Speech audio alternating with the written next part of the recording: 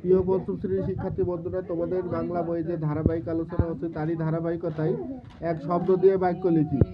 দিনভর। সে দিনভর মাঠে কাজ করলো। জঞ্জাল। বনের জঞ্জালে অনেক বন্যপ্রাণী বাস করে। শাওলা। পুকুরের পাড়ে সবুজ শাওলা জমে। মন্থর। নদীর স্রোত আজ খুব অন্থর। কলচি। ছোট টিউ পাখিটি ডালে বসে গান গাইছে।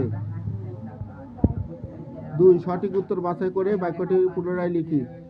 কবিতায় 5, 4, 3, 2 জন মাঝির কথা বলেছে। কবিতায় 5 জন মাঝির কথা বলা হয়েছে। নদীর সারা পাড় জুড়ে কাশফুল রয়েছে। নদীর পানিতে শ্যাওলা ভাসছে। পালকড়ি নদীতে ডুব দিয়েছে।